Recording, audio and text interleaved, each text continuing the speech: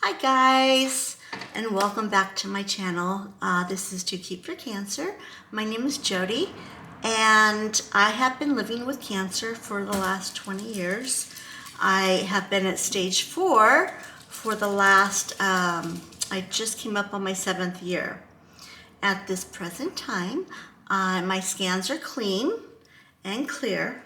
However, if you watched my last video, you would know that my cancer markers have been up, which, isn't good. So it's a roller coaster. It's been a roller coaster for the last 20 years. But today, I don't want to talk about that.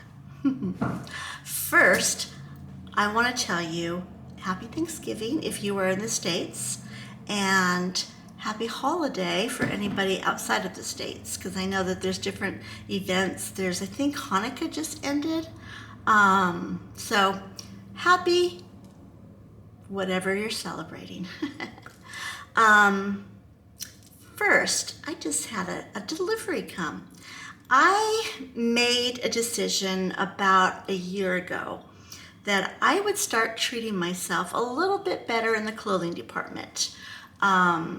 I've always loved clothes. I love fashion and stuff, but since being sick, I just settle for like sweats every day and just whatever. I'm not going anywhere. I'm just going to be in bed. Who cares, right? Well, I decided that I was going to go through all of my closet, all through my closet during lockdown, and I would organize, I would give away stuff that I don't wear anymore, try on things. I did this massive thing. Okay, well, then I went shopping, online shopping, and I replaced everything in my closet with something that was more quality, not just like grab this, grab that, and have more mass, have less, more of a minimalist, I think, attitude, and buying items that were a little bit more pricey. Not always. I got a lot of stuff on sale, but more quality. Quality over quantity. So anyway, I've been doing that through this last year. Well, now my last thing to do was to ditch my old icky pajamas that I've been living in for I don't know how long, and buy myself some nice pajamas and loungewear that you can be sick and still look good. So right now, anything in my closet, in my drawers, even down to my knickers, is pretty. Every single thing in my closet is pretty. I can wake up and grab anything and put it on, doesn't matter, it looks pretty. And it's made me feel like so, my self-esteem has been better, because after gaining almost 80 pounds with the steroids and this last trial and the chemotherapy and everything. Hi, Bentley. Bentley goes, Mommy's talking to me, huh? Mommy's talking to me. But I'm not really. I'm talking to the camera. Mommy's talking to herself. Oh, okay. Sorry about that.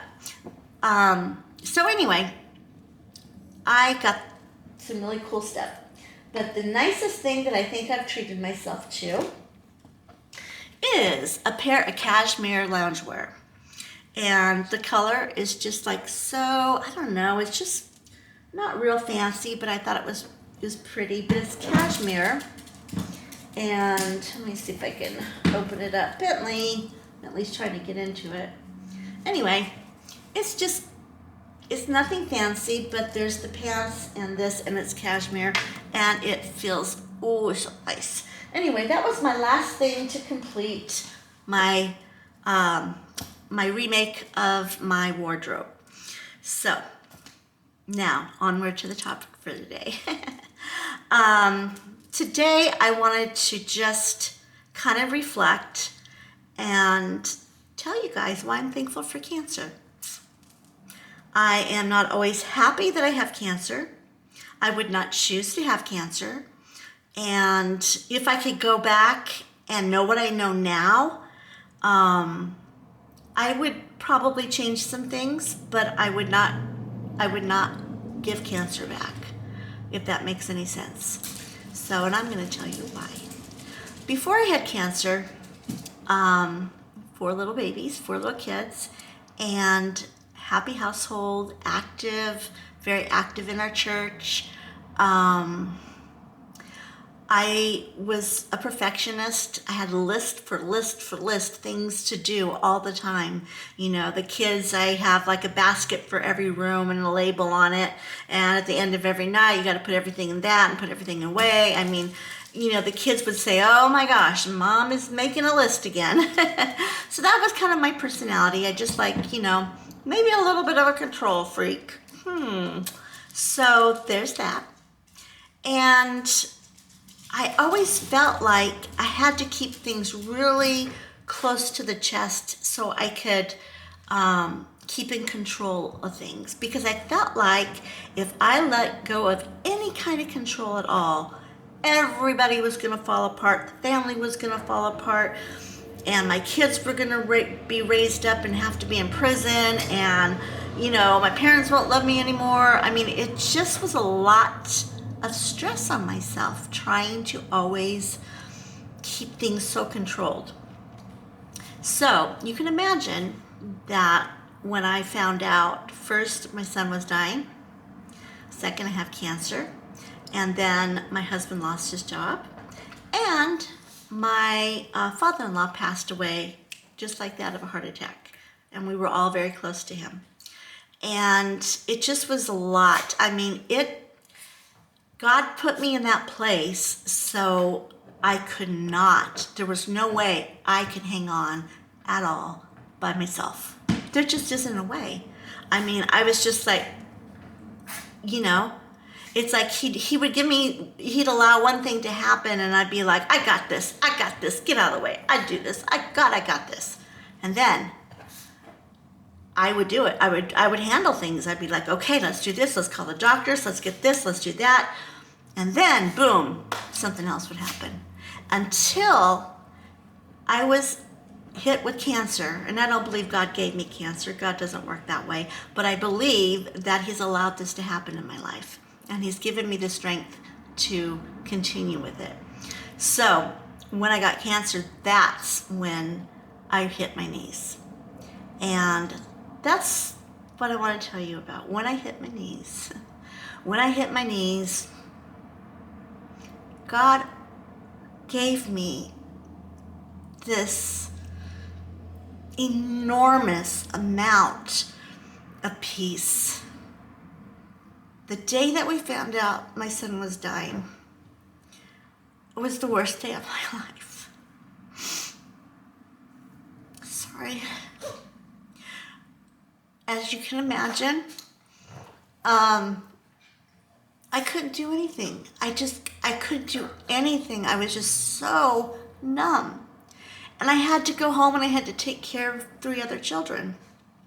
At the time I had a baby and I had 2 junior higher and a teenager. And I didn't want to be super upset for them because I had, you know, it was just really hard. But all I could do was just run into the bedroom, lock the door, fall on my knees and say help. That's it, help. I couldn't even get anything more out. So that started a trend with me.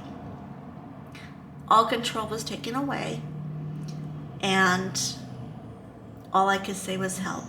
So I started saying help a lot more, and I started praying and saying, God, I can't do this. I don't know what to do. Show me, help me.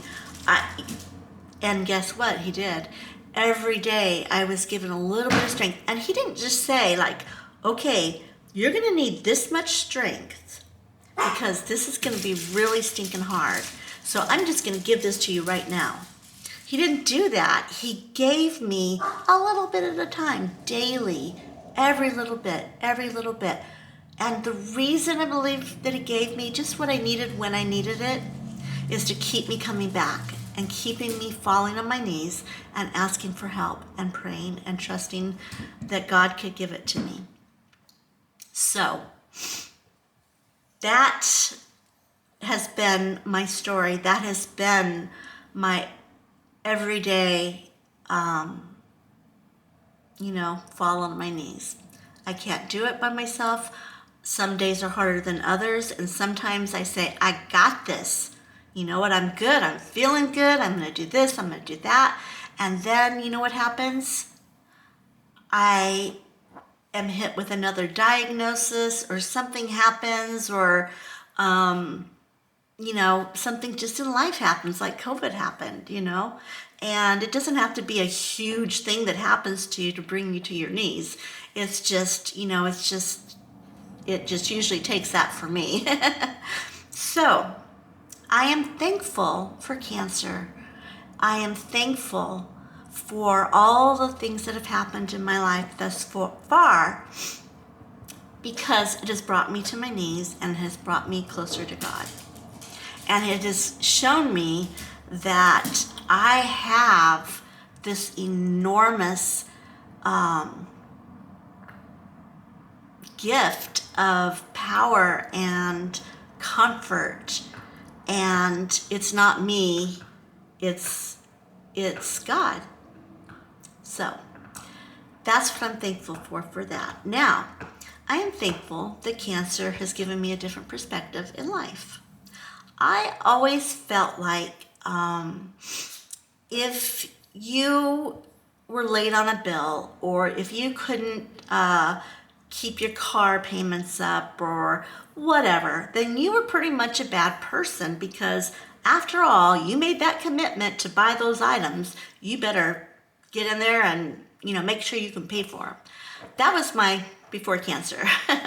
Well, I have learned that sometimes things happen in life, and you can lose jobs, whatever. We lost our home, one of our homes, and I wasn't a bad person. And struggling financially, late on car payments, juggling things like crazy. Thankfully, God has sustained us financially, but it's been rough. Medical bills, stuff that insurance wouldn't pay for my son.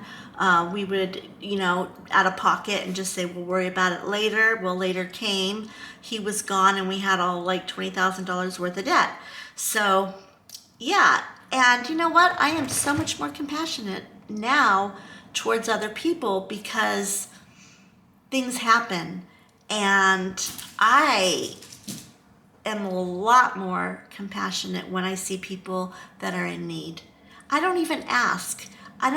Before I would get a qualifier in my brain like, were they worthy of my help if I give them a thing of groceries or whatever? No. It doesn't matter. They're in need, and that's all that matters, right? It doesn't matter how they got there. It's they need food, they're hungry, they're this, they're that.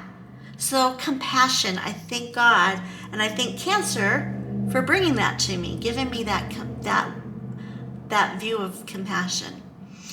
And I am thankful for all of the people that cancer has brought into my life. One specific person that I'm thinking of right now was one of my best friends, and his name was John Beach. I met him in radiology. He came in a monkey suit, and he went to the radiologist, and he goes, "Hey, doctor, I think this radiology is changing me." Hysterically funny. Anyway, met the guy, became hard, fast friends with not just me, but my husband and his wife and my kids, my sons, ended up being in a band with him. He was the most precious person ever. I can't imagine not ever knowing John Veach. And if I hadn't had cancer, I would never have met John Veach. And he's passed now, and he's with heaven, he's in heaven. And he lived 26 years with brain cancer. And he was an amazing, amazing inspiration to me. So I am thankful for that. I am thankful for so many people that I have met online. I used to think, online is okay for surface stuff, whatever. Well, I learned that that's not really true, because I started, at nighttime, I was up in pain constantly with bone pain. Well, guess what? Who else is up at nighttime? A lot of people in pain. So I would meet people in like cancer chat rooms and stuff, and that were suffering. And then we found out we have the same thing going on. We have the same diagnosis. And, you know, we can talk, we can comfort each other. You know, you live in the UK and Australia and Ireland. It doesn't matter. All these people came into my life via internet, and wonderful people, and people that I've learned so much from and gained so much knowledge from. So I thank God for that. I thank cancer for that, because without cancer, that would not have happened. And I thank cancer for keeping me humble. When you're sick, it is so hard to feel like I talked about, feeling good about yourself. You have to really struggle to feel like yourself, or feel like any part of yourself that's left. I mean, it's just really hard, and it's humbling. It is humbling, let me tell you. So I am grateful, you know, that cancer has humbled me. I'm also grateful that cancer has shown me what an awesome family I have. Not only me, I mean, I haven't done this by myself. I have this awesome family. I have watched my sons, my oldest son, he took care of the younger ones because I was sick. And he even took off a year of high school, which I feel so guilty about, sorry, to help. And, you know, I think it's built a lot of character in my sons and in my daughter.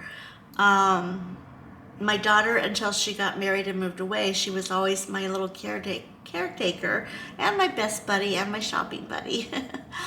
But you know what? I thank God that cancer gave them something that they didn't want. I know they didn't want. I'm sure they would have rather had, you know, freedom to go do whatever they wanted and have more money and, you know, whatever. But it has built character. I have seen it build character in all three of them. So I thank cancer for that. I thank cancer for showing me what an awesome husband that I have. Before cancer, I knew he was good. I knew he was a good man. I loved him, but I did not appreciate him until I put him to the test of 20 years of helping me, bathing me. He's had to drain tubes from me. He's had to clean up messes because I was throwing up so hard, you know, horrible TMI anyway. He has had to basically physically care for me like an infant at times, and he's been there every single step of the way. So I am grateful for cancer showing that to me and allowing me to see people in a different light. And I could go on forever. Oh, one last thing. I am thankful that God has allowed me to gain weight. And I'm going to tell you why. It's been a struggle my entire life. I don't know if they call it an eating disorder, but they didn't call it that back then, but counted every calories, knew exactly how much I weighed every single day, went on every single diet, and this is the thing. I weighed 109 pounds. And I thought I was fat. So, you know, always struggling, trying to stay perfect, you know, everything with my weight. And that was taken out of my control too. That was taken out of my control, and that was cancer and all of that. So, I'm grateful for that, because I used to be so hypercritical of anybody that gained weight, because I figured, stop eating. What's your problem? So now I'm like, okay, you know what? It's not that easy. It is hard. And I am a lot more compassionate now. So I thank God for that as well. So that's it for today. I have gone on and on and on. And I want you guys just to kind of a takeaway, I guess, from this. Think about just how things, the negative in your life, has affected you in a positive way.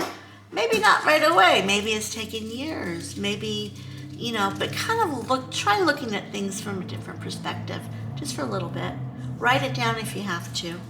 But just start naming things off, and all of a sudden you'll find that your grateful journal will just like build, And I don't know what you guys, if you have a relationship with God, if you believe in God, if you don't, no judgment here. It doesn't matter. I'm telling you what I am experiencing. But if you pray and if you believe in God, then go to him. He is awesome. He will give you what you need when you need it. Maybe not all at the same time. So that's the takeaway for the day. I hope you guys have a beautiful Thanksgiving if you guys are in the States and able to celebrate. And Bentley wants to say hi because he's a stinker. Say hi, everybody. Hi, say hi. Oh, my baby. Mwah. Okay, he's driving me nuts. All right, he thinks I'm talking to him, so he's all like, going crazy. So go crazy. So, all right. You guys have a great Thanksgiving. And if you have not subscribed to my channel, I would love it if you would join my journey and join our community. We have an awesome group of people here. And you know what, you guys helped me hit 1,000 subscribers this week. Thank you. I just was like blown away. I was like, that's just crazy. So thank you for those who are newly subscribed, and those who haven't subscribed, go ahead and hit the subscribe button. Set that bell to notifications to let you know that there's more videos coming, okay? All right, you guys have a great day and a great everything. And this is Too Cute for Cancer, signing off.